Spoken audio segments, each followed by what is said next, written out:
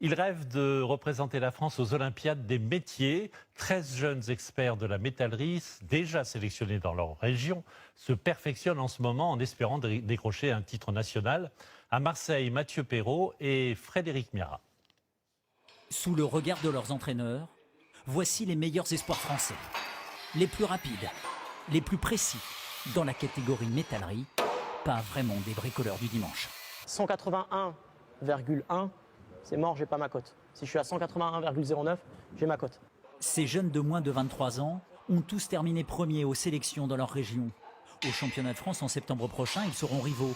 Mais pour le moment, cette semaine à Marseille, ils s'entraînent ensemble. C'est le jour du concours et ça va être autre chose.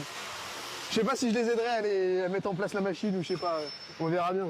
Ce sera un autre mood. Attends, je fasse pas de conneries pendant que je vous parle. Là, on est au millimètre, voire même au dixième de millimètre.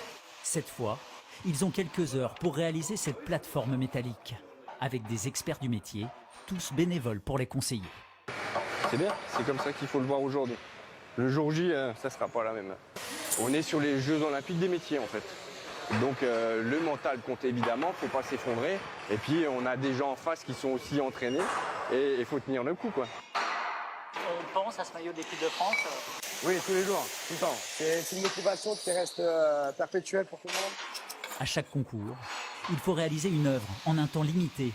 Dans ce centre d'excellence, certaines sont exposées, comme ce morceau de Tower Bridge. On peut perdre le titre sur des petits détails de soudure, de précision, de graton. Hein. Et sur une note à 100 points, par exemple, ça peut se passer sur des dixièmes de points. Voilà.